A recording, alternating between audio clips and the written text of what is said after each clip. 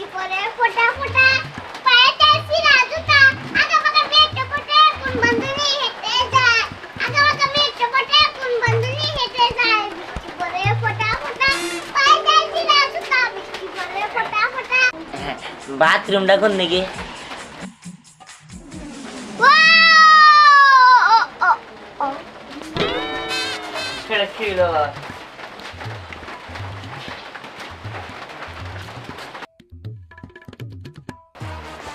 বৌমা, মনটার মধ্যে অনেক দুঃখ লাগতেছে। সম্পত্তি যখনই কইছে যে দুইটা ভাগ করবো, তখন আমার আত্মার মধ্যে পানি নাই।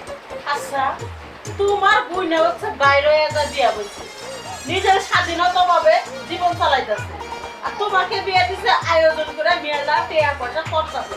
৬-৭টা গরু জব করে এই এলাকার মানুষেরা মাগনা মাগনা তোমার বাপে খাওয়াইছে। তাহলে বুঝতে হবে তুমি কি রকম একটা দামি মেয়ে। আর তোমার বোনে বিয়া বসে বাইরে হয়ে যায়, তাও আবার সামনে দাঁত নাই, কি বিচ্ছিরি চেহারা। সম্পত্তি 2 ভাগ করবো, তাই না? এটার একটা হেস্তে নেস্তে করতে হবে বৌমা। তুমি কি চাও সম্পত্তি 2 ভাগ হয়? হ্যাঁ হ্যাঁ, মা তো ঠিকই কইছে, তুমি একটা ব্যবস্থা করো। আম্মা আপনি যে কি বলেন না, আমি তো নিজেই চাই না যে এই বাড়ির সব সম্পত্তি 2টা ভাগ হোক। আমি শুধু চাই আমার সব সম্পত্তি আমার নামে করুক। হ্যাঁ, তুমি ঠিক কইছাও। আর তাছাড়া ওই দিহান একটু পোগলা দিহান আমাই দে রাত জোর তো দেহে এত খারাপ পুরো করে দেবো গা। আরে আমি তো তুমি টেস্ট করবার ছিলাম। হ্যাঁ, আমি তো বিআইটি জিনিসটা কমু এই কামরা ঠিক করি। আমার দাও নিয়ে এসে অপমান। হ্যাঁ, ওই বাচ্চারা মানুষের দেখে আমি বেলসা খাবার দাবার কোনো কষ্ট হয় নাই তো? আসসালামু আলাইকুম। ওয়ালাইকুম আসসালাম। খাবার দাবারের কোনো কষ্ট হয় না, কিন্তু আপনার মেয়েরা যে বাইরে বিয়া বসলো এটা আমার দুঃখ নাই। ভালো একটা ছেলের সাথে বিয়ে বসলো, হ্যাঁ, চেহারা সুন্দর স্মার্ট, দেখলে আমার মনটা ভরে যায়। এই যে আমার লক্ষ্মী বললাম, দেখতে কত সুন্দর। হ্যাঁ, আপনার মেয়েরা বলে বেশি সুন্দর না, আমার এই পোনার জন্য হাজার হাজার মেয়া গেটের সামনে দাঁড়ায় থাকে, বাবা থাকে না? থাকে, কিন্তু আমার পোনা টাকা দেয় না। এই কালা কোথায় ভালোবাসে, কিন্তু আপনার মেয়া কি ধরে নিয়েছে?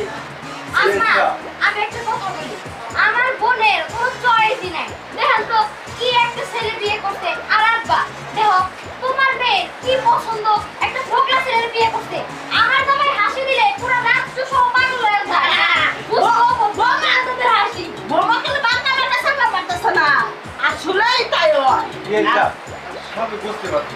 আসলে কি আমি যত ভুল করছি সেটা আমিও বুঝতে পারছি। আমিও আসলে মন থেকে ওই জামাইটার একটা পছন্দ করি না। পছন্দ কি করে করবে, চেহারা কোনো ঠিক নাই। কারণ আপনার একটা বুদ্ধি দে, আমার কথা বুঝি না ভালো হইব, কারণ আপনার বউ নাই।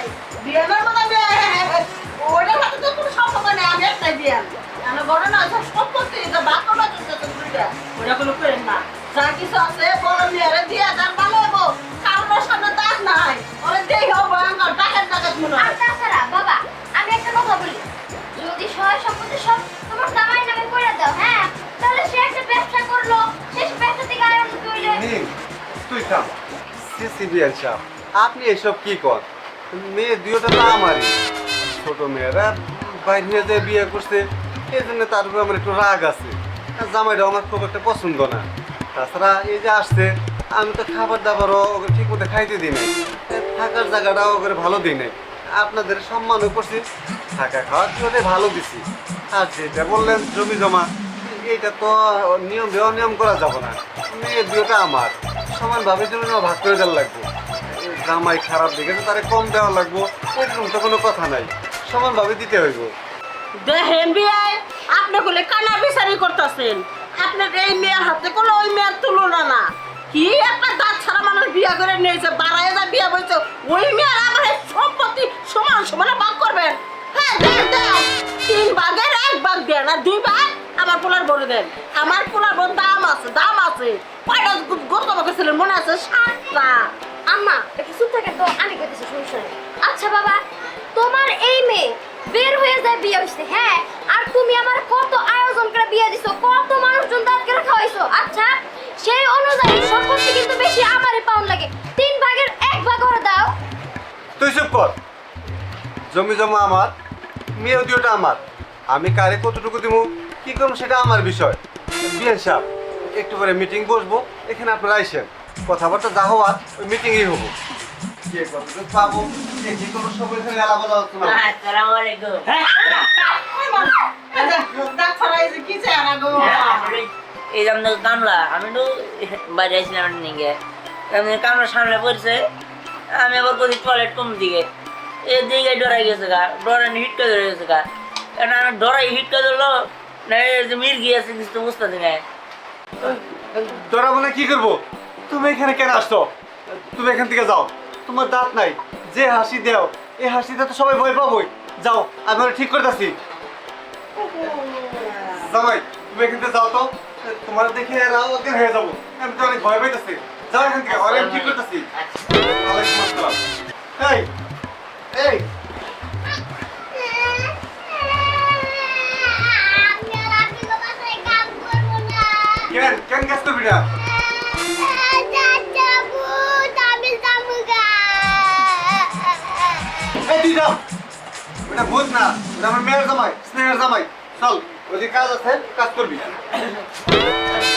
আম্মা এখন কি হবো সয় সম্পত্তি যা আছে সব তো ভাগ হয়ে যাবো গা ওই বিয়ার বাচ্চা হ্যাঁ বউমেরা গেছে কত আগে লাল তাল নামে বইলাম বুড়া মানে স্পট আছে আমার জমি তুই ভাগ করবো এ রাগ করিস না মন খারাপ করিস না আমার দেবাকে অন্য একটা পেলা গেছে পেলার মতো খালি কাজ কর কাম হয়ে যাবো কি প্ল্যান? চুকা এই সম্পত্তি যদি খালি একটা না হয় তোর মতো নেই যে খাটটা বড় রেখে বাগে সবাইটা লাগে হেকা বসে যাবার জানা আছে আমার আমার আমার আমি জানা করে রাখবো আম্মা, আপনি যান।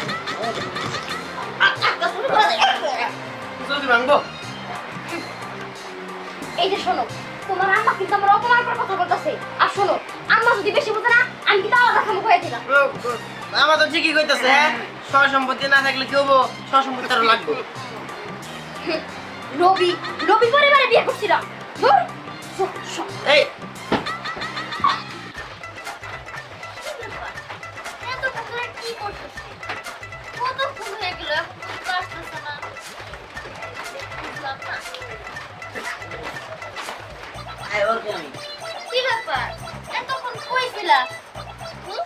আরে আর কো না ওই যে তোমাকে বাড়িতে যে চেয়ারটা করা তুমি ওটার না সম্রাট। হ্যাঁ ওই সম্রাট মনে করো যে ওই আমি জানি খালি কইছি যে বাথরুমটা কোন জায়গায় ওর সাথে সাথে দিয়ে আমার দিকে নিয়ে আও করে হিট করে গেল আমি কি করবো শীতকাল লাগলো তাই না?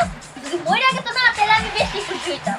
আর ও করে ওকে খোলা বান মানে হয়তো ওর প্রথম দেওয়াতে ভয় পাইছে এটা